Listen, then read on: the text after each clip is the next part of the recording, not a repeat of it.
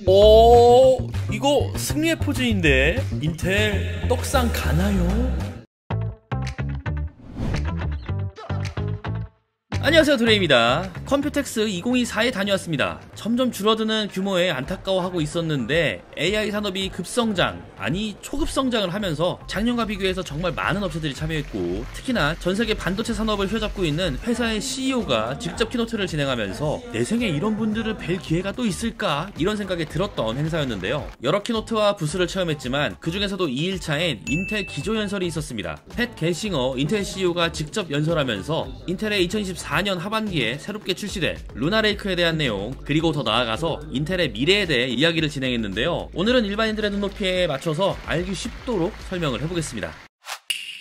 우선 컴퓨텍스 메인관 1층에 인텔 부스가 마련되어 있었는데요. 중앙엔 거대한 원형 웨이퍼와 제온 스케일러블 프로세서를 두어서 인텔의 기술력을 뽐내고 있었고요. 한쪽 측면에 서버 마더보드를 볼 수 있게끔 전시해 두고 있었습니다. 서버나 데이터 센터 관련 업무를 하시는 분들이야 매번 보던 거니까 새로울 건 없는데, 일반인들이 보면 와, 이게 뭐냐 싶거든요. 특히 두 개의 프로세서 옆으로 램 수십 개가 빽빽하게 꽂혀있는 장면을 보면 진짜 멍하니 볼 수밖에 없더라고요. 그 옆엔 인텔 시스템만을 활용하여 자동으로 공간을 인식하고 움직이는 AI 소형 전동차도 볼 수가 있었고요. 당연히 인텔 NPU를 활용한다고 합니다. 이렇게도 쓰일 수가 있겠구나 생각하니까 AI 발전이 정말 빠르다는 것을 느낄 수가 있었고요. 현행 메테오레이크와 올해 3분기에 출시될 루나레이크의 소비 전력도 볼 수가 있었는데요. 4K 영상을 시청하는데 절반 가까이 소비 전력이 줄었더라고요. 이 정도 줄었다고 하면 진짜 기적에 가까운 수준인 건데, 루나레이크가 탑재된 노트북이 정말 기대가 되더라고요. 그리고 운 좋게 팻 갤싱어 CEO의 기조연설도 볼 수가 있었는데요. 당연하겠지만 인텔이 앞으로 나아갈 방향성을 소개한 자리였겠죠. 대주제라 하면 인텔은 AI 기술에 큰 비중을 두고 있으며 이를 통해 다양한 산업 분야에서 혁신을 이루고자 한다, 뭐 이거였고요. 특히 인공지능 가속기인 가우디3와 올해 3분기 출시 예정인 루나레이크에 대한 얘기를 하면서 저를 비롯하여 많은 분들의 환호를 받기도 했는데요. 우선 가우디3는 인텔의 최신 AI 가속기 이름입니다. 대규모 데이터 처리와 고속 연산을 필요로 하는 AI 작업에 최적화가 되어 있다고 하고요. 이를 통해 인공지능 모델의 학습 속도가 크게 향상될 것이라고 합니다. 물론 가우디3를 일반인이 구매할 일도 볼 일도 없죠.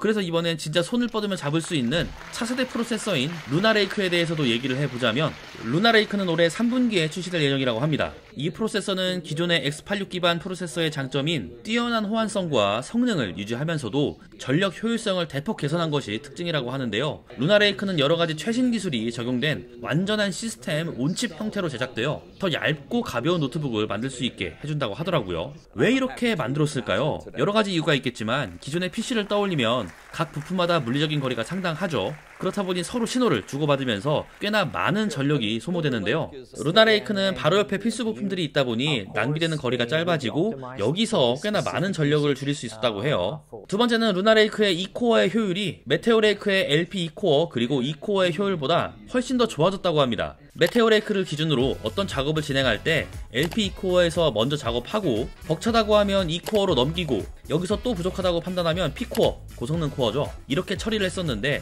이런 방식이 특정 상황에서 비효율적으로 작동했다고 합니다.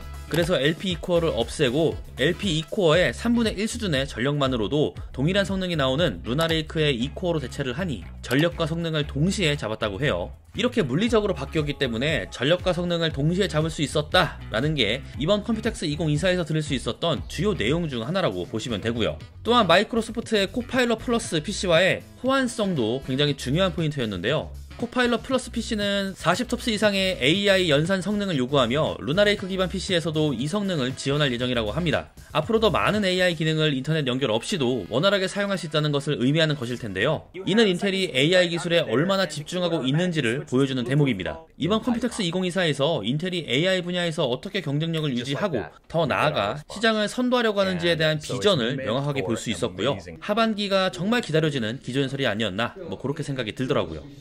오케이, 어떤 기술력이 있고 어떤 제품이 출시 예정이구나, 뭐 이쯤 되니까 어느 정도 윤곽은 잡혔는데, 그런데 ARM 기반의 윈도우 노트북이 나온다던데, 그 노트북도 코파일럿 플러스가 된다던데, 그렇다면 뭐가 좋은 거야? 이런 내용들이 막 떠오르실 거예요. 현재는 제가 둘 다 활용해 본 건 아니지만 기조연설을 통해 접한 정보, 그리고 과거 암과 X86 노트북을 활용하면서 느낀 점들을 정리하자면, 우선 스냅드래곤 탑재 노트북의 경우 저전력, 고효율이 가장 큰 장점이죠. 배터리 수명이 길어서 이동 중 사용하기에도 좋고 모바일 친화적인 기능이 많아서 스마트폰과의 연동도 뛰어납니다. 하지만 X86 기반 소프트웨어의 호환성 문제 때문에 특정 프로그램 사용에 제약이 있을 수가 있습니다. 2021년 갤럭시북 고를 통해 암 기반의 윈도우 활용성이 생각보다 많이 아쉬웠음을 우리 모두 알 수 있었잖아요. 그때보다는 분명 발전했겠지만 100% 완벽을 기대하기에는 살짝 무리가 있다고 보고요. 반면 인텔 기반 노트북은 높은 성능과 다양한 응용 프로그램 지원이 큰 장점입니다. 특히 많은 소프트웨어들이 X86 기반으로 개발되어 있어서 호환성 걱정이 거의 없죠. 다만 전력 소비가 높다는 점, 전성비에서 불만이 많은 분들이 있었습니다. 그런데 이것도 옛말이 될 가능성이 높거든요. 아키텍처 변경을 통해 4K 해상도 영상 시청에서 메테오 레이크 대비 한 50% 수준의 전력 소모를 보여주는 점, 소형화 로봇에서도 활용될 수준으로 전력과 AI 기능이 향상된 점, 이렇게 된다면 과거 단점이라고 지적받던 부분에서 엄청난 향상이 있다고 볼 수가 있기 때문에 지금 당장 노트북을 구매하기보다는 암 탑재 노트북의 후기를 천천히 살펴보면서 인텔 루나 레이크가 탑재된 노트북이 출시되는 시점에 맞추어서 여러 부분에서 비교를 해본다면 훨씬 본인에게 맞는 제품을 구매할 수 있을 듯 한데요. X86의 호환성을 개선해 나가는 암 기반의 노트북과 전력 대비 성능을 개선해 나가는 X86 기반 노트북, 여러분은 어느 쪽 노트북을 활용해보고 싶으신가요? 현재 여러 자료를 종합해보자면 개인적으로는 후자가 더 높은 성능률을 보여주지 않을까? 조심스럽게 평가하고 싶습니다. 세 줄 요약! 어차피 하반기 되면 모든 신제품 다 나온다. 모든 제품 다 출시된 다음에 리뷰 꼼꼼하게 살펴보고 그 후에 구매하자. 끝!